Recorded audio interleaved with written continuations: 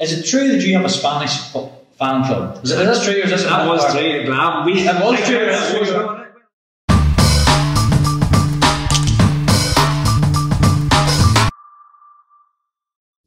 Hello and welcome to the first episode of the Adrenaline Rush podcast. We're here tonight at Adrenaline Sportswear's new head office in Cookstown. My name is Paul Gunning and I'm very happy to be joined by my co-host Enda McAleer from Adrenaline. Thanks, Paul. It's something exciting, something new, and hopefully we'll have a bit of crack over the next few episodes. Absolutely, Enda. Very proud to announce our first guest tonight, a man that goes by the name of Eoin Skinner Bradley.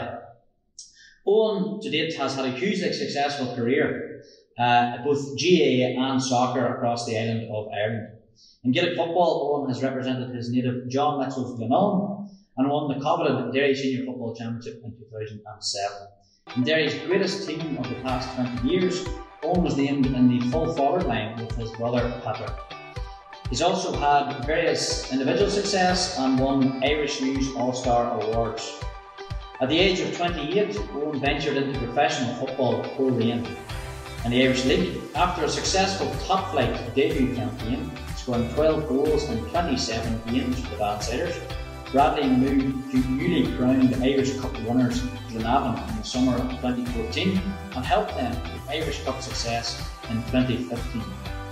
After spending 3 seasons with Glenavon, Eoin returned to Coleraine at the start of the 2017 season and has helped them to both league and cup titles, scoring his side's third goal in a hugely exciting 2018 Irish Cup final victory against Cliftonville in Windsor Park. It's going to be Bradley. Oh, it's brilliant! Of course it's Eoin Bradley. The big man, for the big occasion, strikes again. Eoin, it's fantastic to have you on. Welcome to the Adrenaline Rush here with Enda and Paul. I guess we're just going to start off this evening just talking about the lockdown and COVID situation that's going on at the minute now. Lockdown for myself and Enda is a little bit different for yourself at the minute because you're still currently playing football.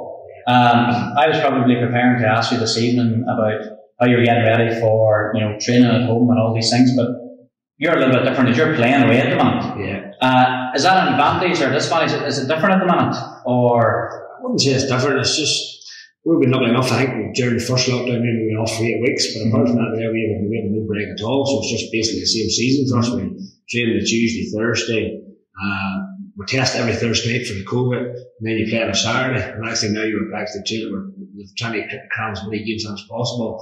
We're playing the Tuesday, playing on Saturday. So really, all you're doing now is playing twice a week and then just recovery nights in between. So it was a busy time. It's probably busier. It's probably better now because it's busier. You know what I mean? But we're very lucky. A lot of people can't do that. A lot of people can do nothing. You know what I mean? It's very hard training on your own. A lot of people know. People can't meet up, but lucky enough we can, and not much has changed, thankfully. So on very busy schedule at the minute, obviously.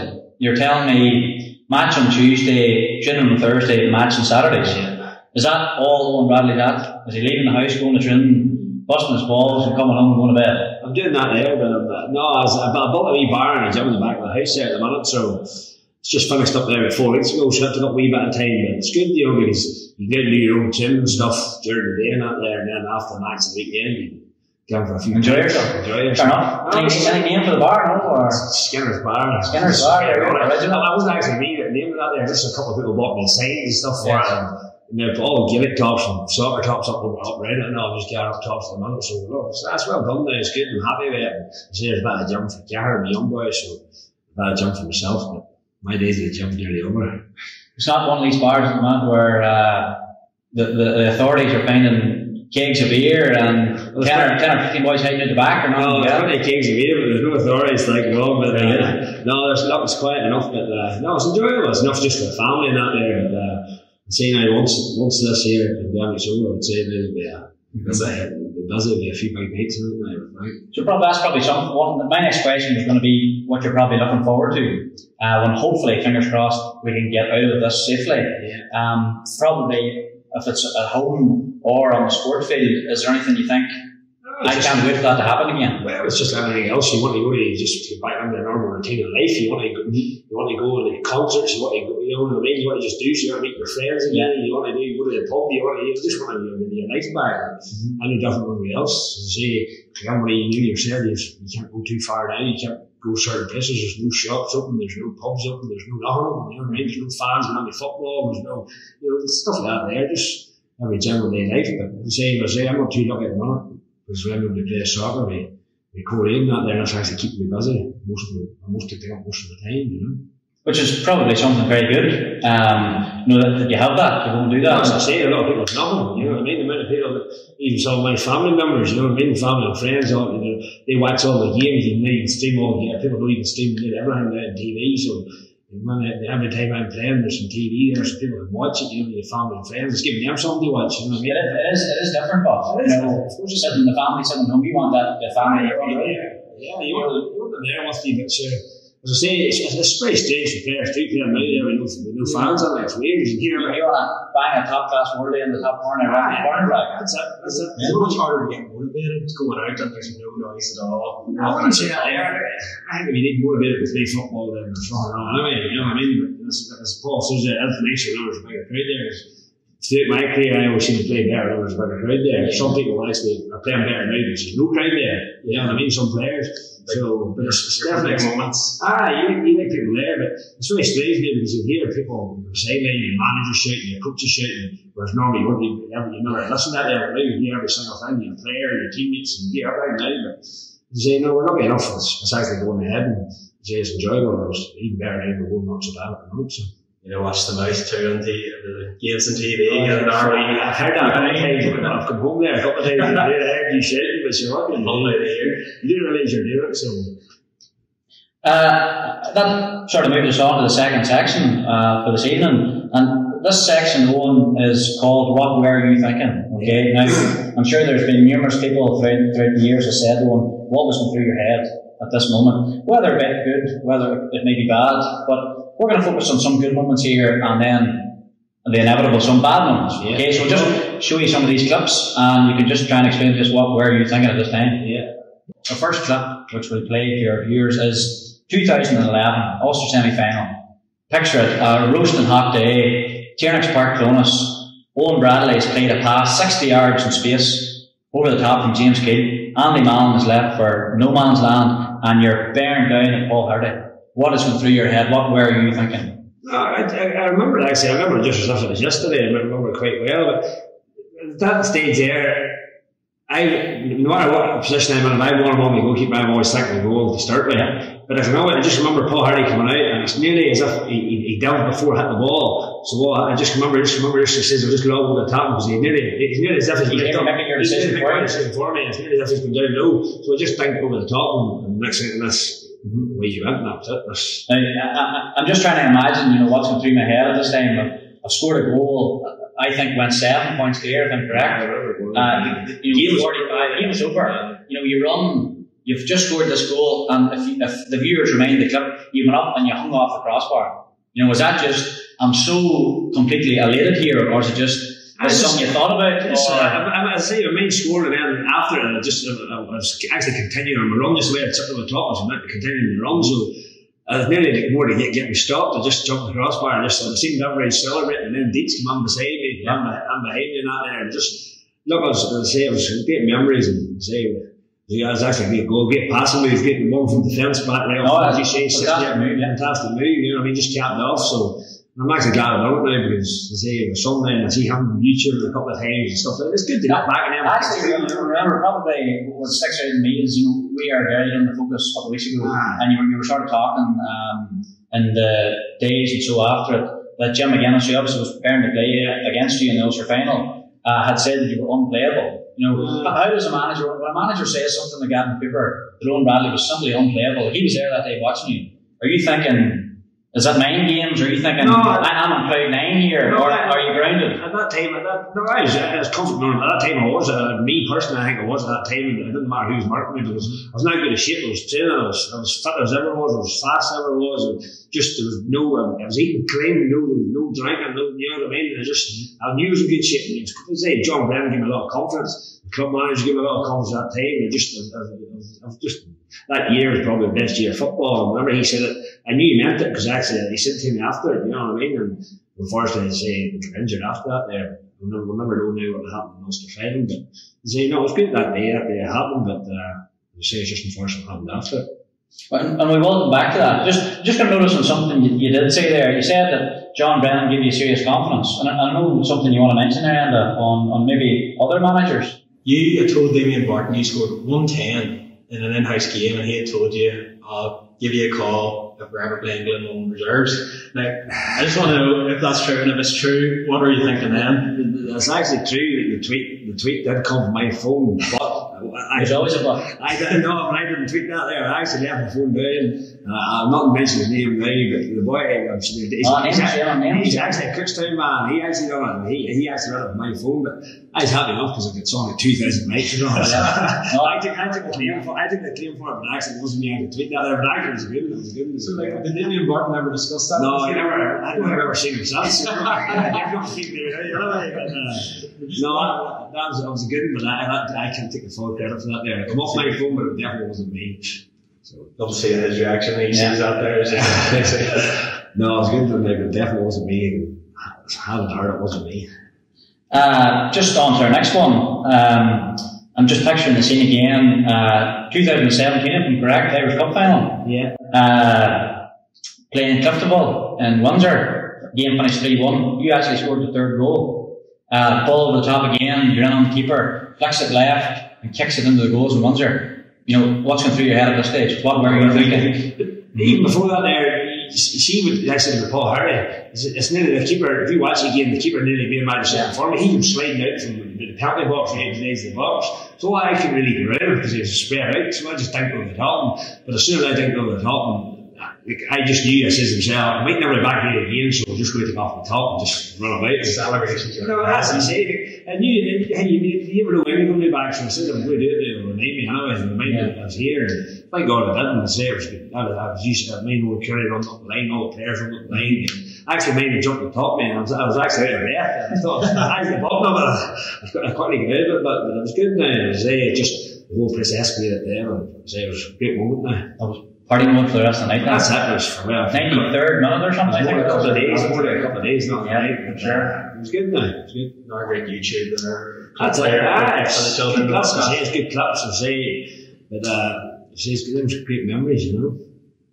And just the final one, you know, we've talked about some serious highs, goals and very, very important matches, but you know, probably if we have the discussion in wider circles, Eoin Bradley's known for, you know, fantastic skills on the football pitch, but maybe in certain circles, if you mention the name Eoin Bradley, people associate it with, you know, maybe this hot-headed sort of lashing out and stuff like this.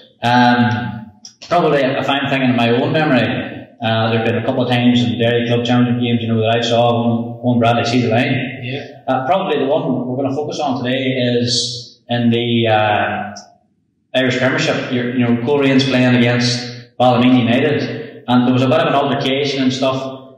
Which the clip later showed, you know, that someone had sort of enticed you first of all, and you lashed out. You know, are you standing by it at this stage and thinking 100% that's what I would do in future, 10 times over, or? I don't know if I do it 10 times over, but at that time, as you know in sport, you have a split second. Sometimes it costs you, sometimes it doesn't.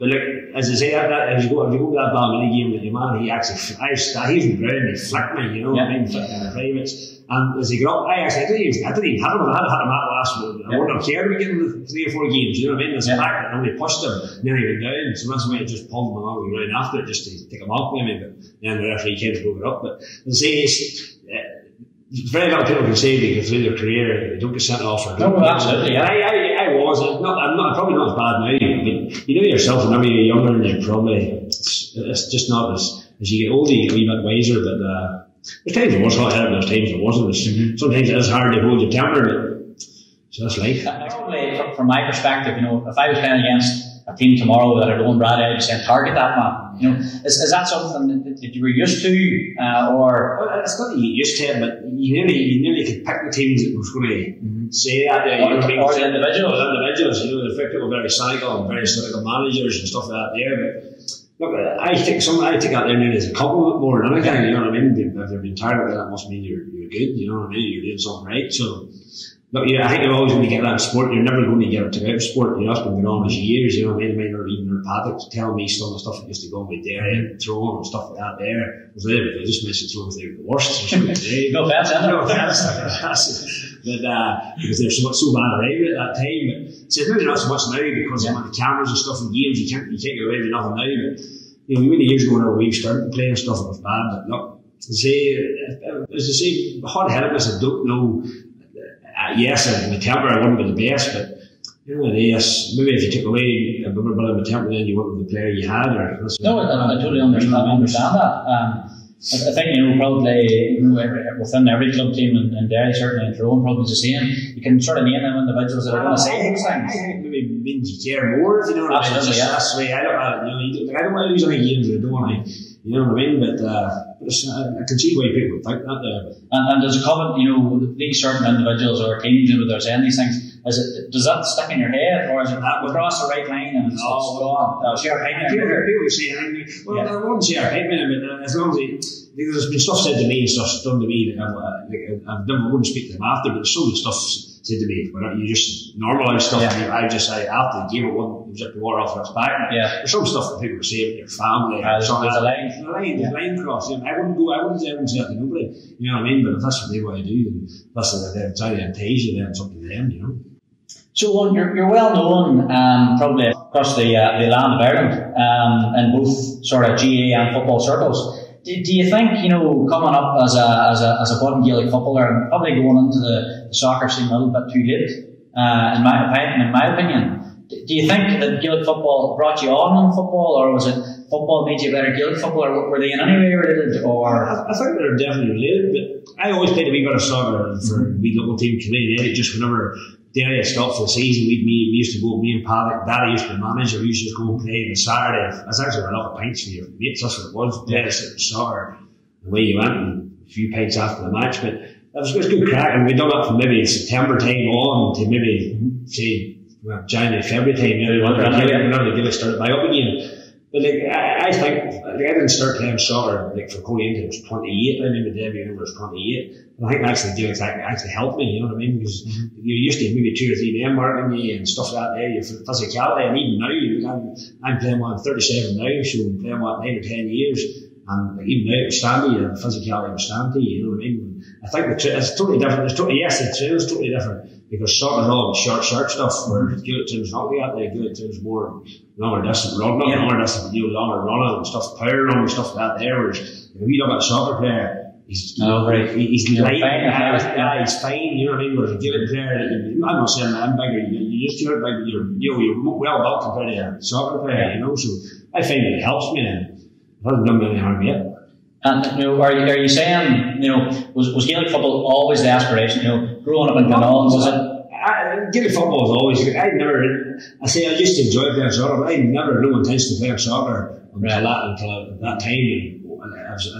I actually playing for Coleraine. I went to Ballymoney. A friend of mine asked me to come play for Ballymoney, and then it's just whenever Owen asked me. I was up watching Clare and Banner in the championship in Glenmahar one night.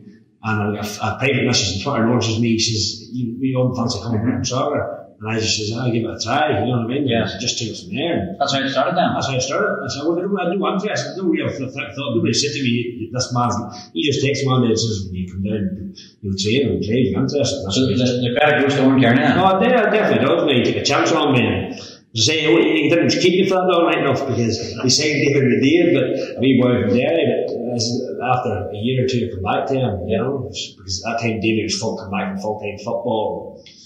As I say, I was only a boy coming in from Coleraine or Ballymoney United, so who's going to play? So if you're talking to the, say, 16, 17, 18-year-old, maybe even younger, Eoin Bradley tomorrow, right? Yourself at that age, and you're offered the chance to play professional football at that age, you've done it, it's fantastic what you've done since you've done Coleraine, Glenavon, and back to Coleraine again. But I'm saying, you had that chance to maybe play, yes, in the Irish League, but to maybe kick yourself across the water and play in any of the English leagues as a professional football player. Does Eoin Bradley make the chance, or is he staying in Glenavon to play senior football for Glenavon? No, definitely. I should have stayed anyway. I don't hold back and say I definitely pick the soccer because I've seen Gary Hamilton. Gary played across while he was managing Glam. He had got me when I was 18 years of age, so I made a living for myself, no problem. Yeah. And I've even played with some of the boys and played against some of the boys that's played across the wire. And if they can do it, I know one thing I can definitely do it, you know. But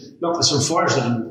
There's one thing with me, I didn't really look back, I always look forward, you know what I mean? It's in the past, you can't really do nothing about it. So, to say, I look forward, but it's unfortunate, but I would love that chance, but at the end of the day, there's not much you can do about it now, you know. What age did you start or sign to play in the Irish League? 28.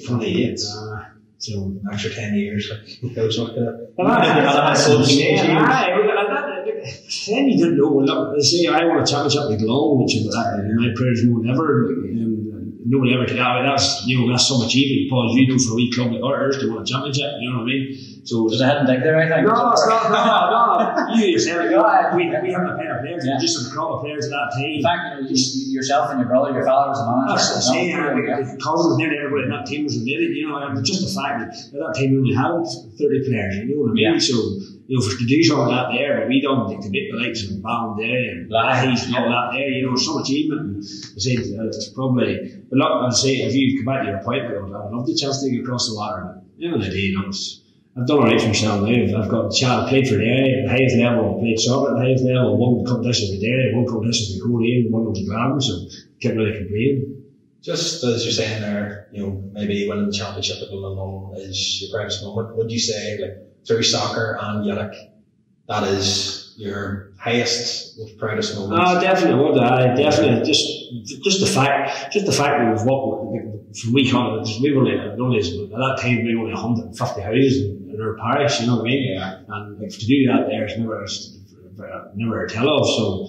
I won the Irish Cup with Coleraine, one with Glam. Coleraine to that, probably the second one because I'm from the area, you know what I mean? A lot of people from Currae, supporters of Coleraine and that there, but just at that time in my career, we come on to do something like that there. We say with Dad as manager and Patrick and cousins and all that there in the team. It's very good, you know.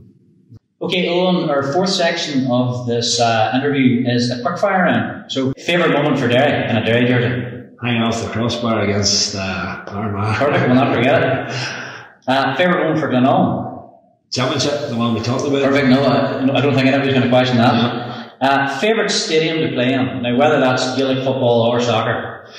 I like playing Munster. I like playing actually the Glam. Glam would love the pitch there. I like playing the showgrounds too, but like I mainly played Dublin what year was it? Every year it was. Paddy Cruiser's manager, based in the All Ireland quarter final, was it? 2008. Was it 2008? Paddock and All-Star. Yeah. Paddock and Kevin played 2007. Those All-Stars that year. I mean, I was only a sub at that time and felt like Paddy Cruiser, back or whatever, it wasn't the team, but I mean, I was sprung on half time and I could run out in Croke Park, 82,000 people there.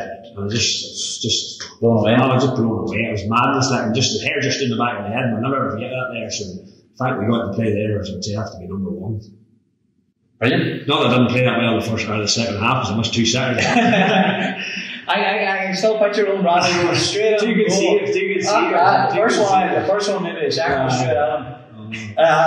We'll forgive you for that. We don't have to win national league titles and stuff, so we're okay there. Actually, on that, I know it's quick fire round, but what was it, 2008? You won the National League? We won a bit, Kerry down in Parnell Park. I was playing Current Coleraine. Is one up there. These are actually, I think these were favourites to win Ulster that year. We did punch above our weight for a long time, but I think I read nice partnership with you. I think it was an Irish News one day, and Paul will say too, with a crop of players that we had for that 7 or 8 years, this is a disgrace to play in Ulster at least, you know what I mean? But look, it's unfortunate we're getting the semi-finals and we're getting a fight. Well, not this one, that was many years after 2011, but look, we should have won it. We should have definitely won it Ulster. We underachieved that group, especially that group of players we had, like Sean Murray's and George and Doherty, Hendas, Johnny McBride, Paul McFlynn, you know, me, Patrick. So that's only name a few, you know what I mean? So, one of them things. Obviously heartbreaking, and then your neighbours and neighbours go on. It's hardly heartbreaking for you. I don't think you're a trauma. He's the way to say that. Probably taking us on to training wise. You're saying that training stuff is very different for Gaelic football and soccer. What would you say is your least favourite pitch drill? Whether that be soccer or Gaelic. Somebody lays you at the bones. What's the one you're thinking? Oh, this is woeful.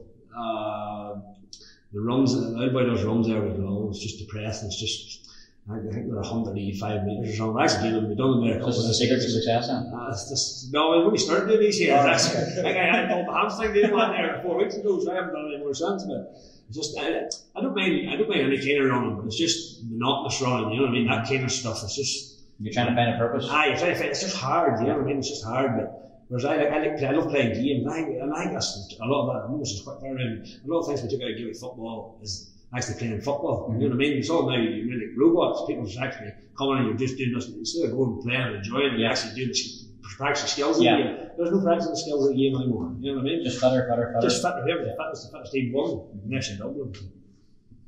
We'll go a different way. So, hardest opponent did you face? So, I'm going to double this question: soccer and Gaelic.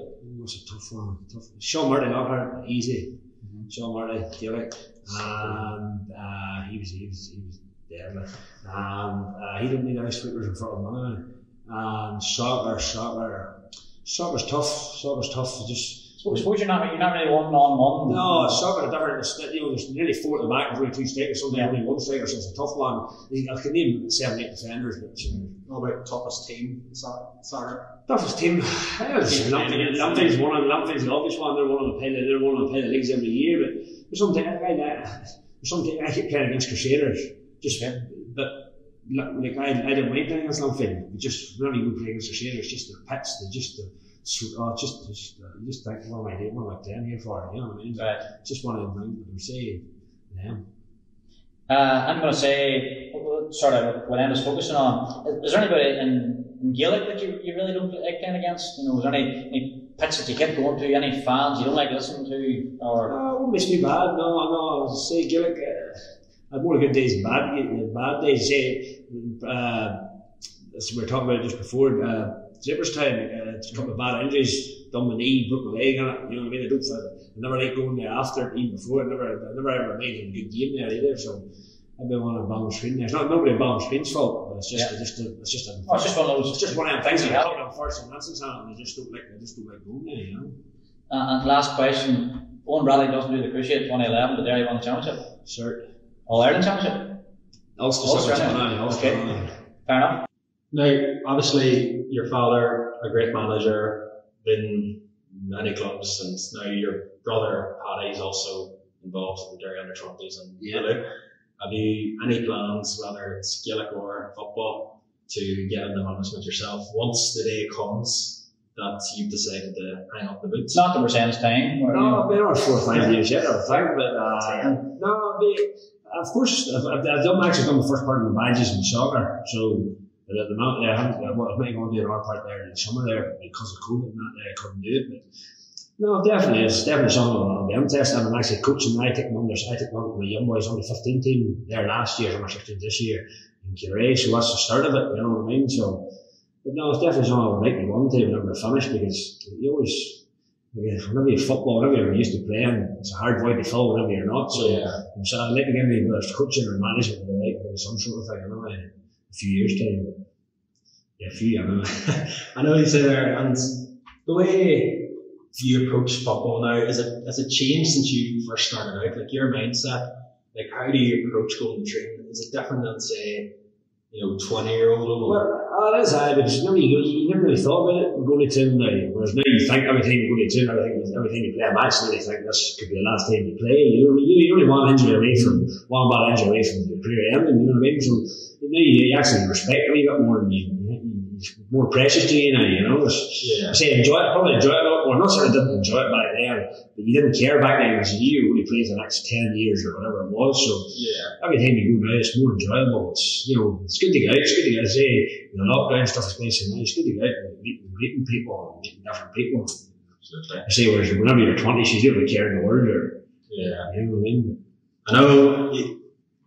In 2004, you broke the leg, and you also had a cruciate injury in 2011. What sort of mindset do you have to come back from such serious injuries? The 2000, whenever I broke my leg in 2004, that was a bad one because I only started out playing for Derry, and whenever I broke it, actually, the doctor, as a boy injuries up in Musgrave, after the operation, he says, look, you never play football again.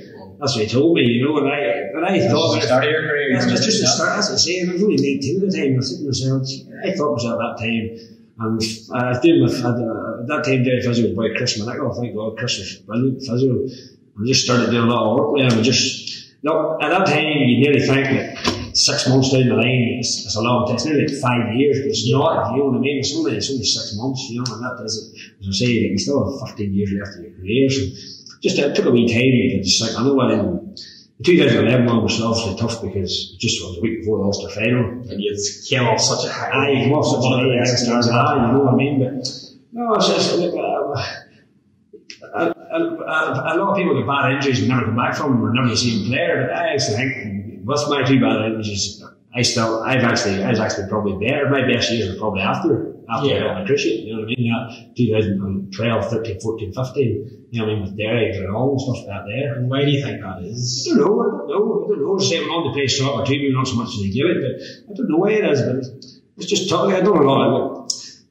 There's a perception, and this is Paul Sinner on the perception of people with me say, oh, you're hot head. There's a perception of how I don't train, you know what I mean? Like, that's the biggest myth. I know people say to me, that man doesn't train. Come and train with me sometimes, you don't train, you know what I mean? Challenges there. You know, when people say, oh, you see that man, he doesn't train, he does not. People just think I'm 37 playing football for Korea, playing football for Brown, just because I don't train, I just lie in the house night after night after night. If you still do, you know, well, that's what I say, I tell them, I don't say that's right. So, come here, just next season, no, but you talk's cheap, you know. I don't mind if that's what people want to say, they can say it, but so I know myself, you know what I mean? Yeah. I know myself, I've done the work or put in the hard work, I say normally it pays off, you know. Just when you say, you know you've done the hard work and stuff, I'm assuming it's always been like that. You know, how does your match day mindset? So, are you coming to a championship match saying, I know I've the hard work done, and now you go out and just perform, or is it? I remember used to train an uncle of mine, a wee boy from Chile, a wee boy Pat McNeil, and he used to always say to me, he says, Owen, I had a young Pat, my cousin Pat, a father of his, and he always told me, he says, Owen, if you're a good nick, this is what you fear of anybody. And that's the mindset I have. If I'm a good nick, then what the hell worry about saying for us? He's done the work I've done, so that's why I never ever get roasted. Never ever gets roasted. I haven't said anybody yet. But I'm not big head or smart, but if you're it's that confidence, you've done the work. That's what I'm saying. If you've done the work, then what am I worried this boy was flagging me for? Because he hasn't, you know what I mean? So what am I worried for? Yes, things always don't always go your way, and you don't always win. But that's life, you know what I mean? You can't win all the time, you know what I mean? But in general, that was my mindset. You happy walking? You're saying there, you know, that things aren't going your way and stuff. You know, you've done the work. Is that you're happy enough to come away saying, I have no regrets? I've done the work. You have regrets. Don't get me wrong. Of course, I have plenty of regrets. But it's just that, as I say, I was happy. Yes, there's times. I'm not saying there's times maybe I shouldn't have. I win a pinch before a match or a goal match, and never done anything before a day match. I'm not too sure. Quite bad. But no, of course, there's things I shouldn't have done. But in general, like, whenever the work was done, I wasn't worried too about where I stand beside me anyway, and that's just what it came down to. Nice to be. Yeah, great. We're coming very close to the finish here, Owen. One of our last sections here this evening is we're going to call it the Rumour Round. Yeah. Okay, now with Eoin Bradley, you know, I'm talking to people probably the last couple of days. There's that many yarns that goes around, as I'm sure probably Enda has heard and yourself over the years. I'm just going to ask you a couple here, and you can tell me are they true, are they false. And I'm just going to ask you at the end what the worst rumour was that you heard in the playing days. Okay? And I'll let you think of that. So, first of all, I'm just going to say something, and I actually got this online, so I'm hoping it's true, saying that you actually played as a goalkeeper, and I'm saying up until under 16s, you were in nets. 14s, I was under 14s, aye. So you were 3 underage as goalkeeper? Yeah, underage goalkeeper. I played outfield, that's not the full story. At my own age group, I was outfield. But Paddock and them's age group, I played 2 or 3 years above me. I done that for all their teams, you know what I mean? Right, okay. So it was actually playing. Nobody had a master's group under 16? No. Man should be keeper. No. I was always playing outfield for the own age group, but whenever I was under 8s, I was doing under 10s, whenever I was under 10s, I was doing under 12s. You're going on with Patrick. I was going on with them anyway, and then I mean doing Finland up, Paddock never played in Finland up, we were playing Ballanday down in Green Lock, but I was in nets, we were Jarlath Bell, one James coming in, we were going to be as 9-18, 2 points or something, I was nets. You were never for the chance. No, you know what I mean? It's just, but sure, look, but then say, I just stopped doing it whenever I got there. Whenever I was 14 or that there, 13, 14, I was able to play minor and all that there. So, you know, so that's kind of stuff. But I might finish my career in that, so no. Very good. Something probably we saw. Is it true that you have a Spanish fan club? Is that true, or is this that was true? That was true. Well, I don't know. I haven't heard from them because I'm a Korean now. But we were in Warview one night, and the next thing these boys come in after a game, and they're all Bradley 10 tops in the back and all this here, and there's been 7 or 8 of them, and they flew over, they actually flew over from over to see me for this match. They had pictures and all stuff, I had pictures and moves with them and all. It was mad, like, I was like, I don't think anyone can speak English. They must have got contact with the club. And it was online and all, it was actually crazy, but that was that. There was only 7 games. So there were Glenavon fans from Spain? No, I don't know whether Glenavon fans or not. There were all Bradley fans. No, I heard from you. I maybe speaking to them in Spain sometimes or something, whenever they were on holiday. I don't even know. But they'd actually gone over to the match with the Glenavon tops and Bradley and all the back of it. And they actually stayed for a couple of nights. And we went to pints with them after the match. It was good crack. And I haven't ever made contact with them since. So there's a strong possibility. I could maybe Google me or something. They're saying we get back sitting around a TV or a screen over in Spain watching all the Coleraine games. I don't know. You watching this here, you watching this here. You've been saying the rubber stuff.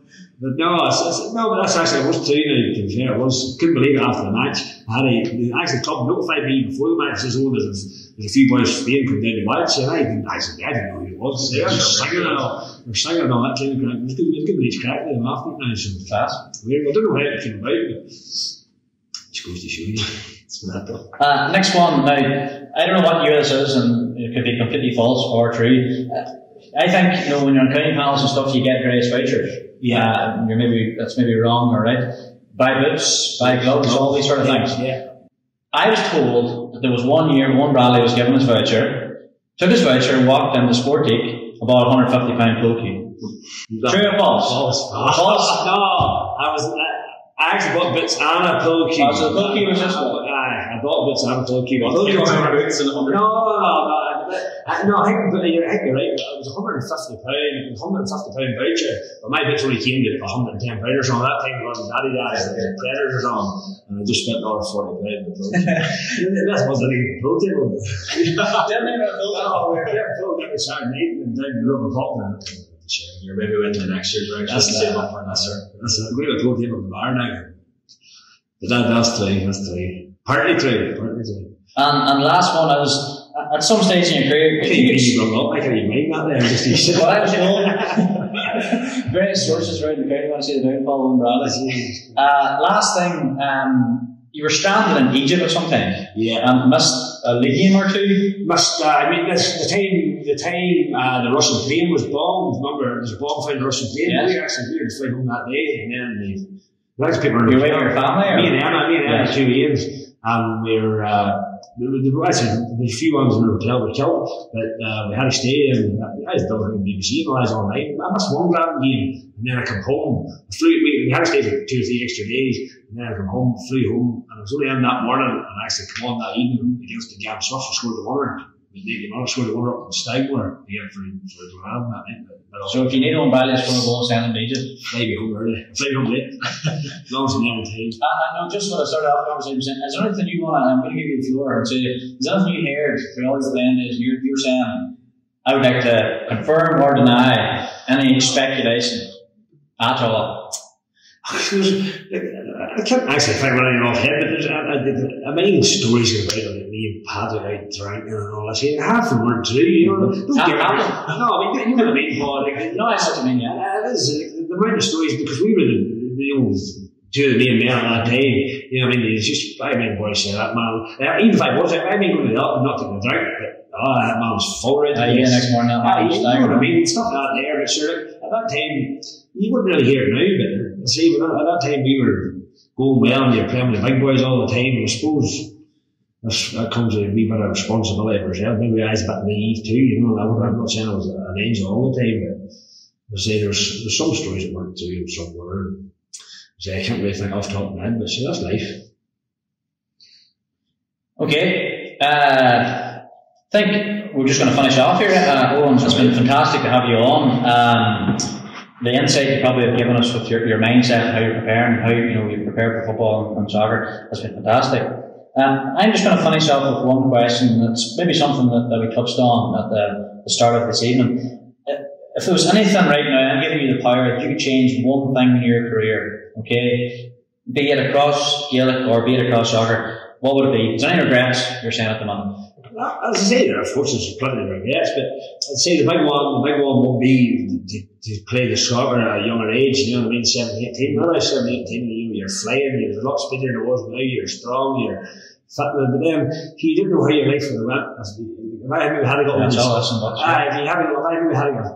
England living a life with professional contracts, you know what I mean, the money, you didn't know where you went, you know what I mean, you can ruin your life completely too, you know what I mean, so I wouldn't be the first person to happen to.